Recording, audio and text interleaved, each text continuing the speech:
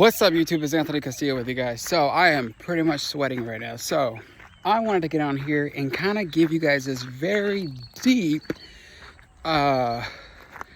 it's like at the bottom, it's very deep, but this idea of somatic delusions. So keep in mind, okay, what somatic is, right? Somatic has to deal with the body, and you know what the word delusion is, right?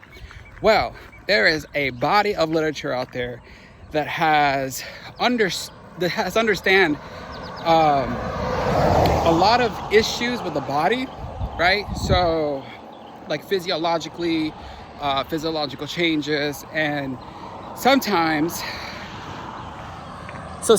what happens is that, here's the thing about the intensity of like just remembering like the wisdom of the body, for instance. Well, the body, is doing a lot of things, right? If you are in a sedentary work environment, or if you're primarily working in a job that requires hard labor, like picking up a lot of equipment.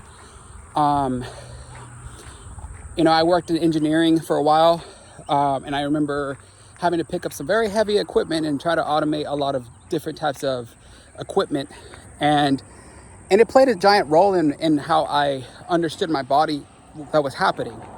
Not only that, now I'm not going to get too far in depth about what the body has been through specifically, especially when it's in moments of out of its homeostasis, or just remembering what it was dealing with. Let me give you a glimpse of what I'm talking about. So I know some of you have understood that. Okay, so going back to what I was saying. So I know some of you probably have been on a very long trip before. Let's say you were traveling to Arkansas, which I've been to Arkansas before. And I remember just traveling, and I remember my body just aching for like hours because it was a long drive, right? Trying to sleep in the car with the head like this for a while. So the body goes through a lot of this like remembrance, right? And so through that remembrance, it goes through various changes, but also it remembers very strongly, like emotionally, like very deeply, right? So let me just backtrack a little bit more, because this is where it gets interesting as well, because we recognize that, I don't know if you guys seen some of those videos where a lot of people have posted themselves living in a car. Well, think about the magnitude of that person's body, right? The memories and the emotional memories that they go through, right? And they post videos of themselves in the car, right? So think about what is processing and we don't even know how many years, days, months, whatever, how long that person's been there. And because we don't take notice of it, maybe some of us never experienced that. And maybe some of us have been so comfortable on a couch or a bed for so many years that it's like, I would never know what that feels like and what it means. And the reason why I'm saying that is because there's various moments of remembering at the depths of our cognitive sphere, because think about the resilience that the body had to go through, right? I'm pretty sure people that are still there, and the resilience, the emotional aspect of things, and realizing that they're like, wow, this is reality, right? And I know a lot of people, even in clinicians, talk about like testing reality, testing what you see and what reality-based therapies out there, whatever that means, Well, I wanted to just get on here and talk about the somatic delusions. So there are going to be people out there, right? I've experienced it myself. People that have everything in the world, right? They have everything that you could possibly think of, possibly, right? A family, following, all other aspects of their life that many people will probably be like, you know what? I should be very grateful, because there are people out there that don't have that kind of stuff. Well, anyways, it's often heartbreaking, because I've experienced that those people, right? Some individuals, I'd say, have responded to me very disproportionately.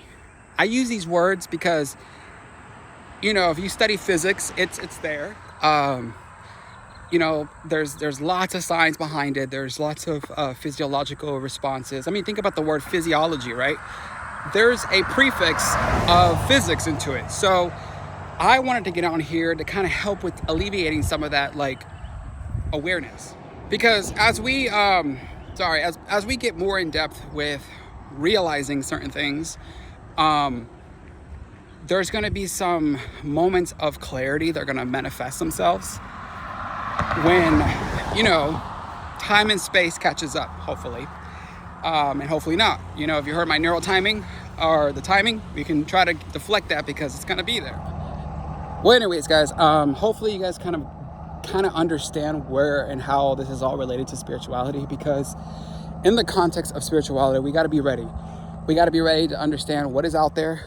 We got to be ready whatever is out there, and we got to be ready when what is about to be out there. So because, you know, with science keeps going on, science keeps moving forward, and unfortunately people that have had everything in their lives and never really checked their authentic spirit, I'd say authentic spirit, it's often frightening to realize how those individuals they take things for granted, right? And those are sometimes the people that are not grateful in life, but they have everything, right? But a person that can have nothing, right? I sometimes see some of those videos of people living in a car, and I remember just realizing how much gratitude and contentment a person can genuinely have, in despite of how much pain they're probably going through. But guys, I just wanted to leave you with that one. Hopefully that kind of gives you guys some ideas about somatic delusions and how we cannot respond to other people's emotional systems, because it's there. Their emotional systems are there. But anyway, guys, remember to subscribe, and I will catch you in the next one.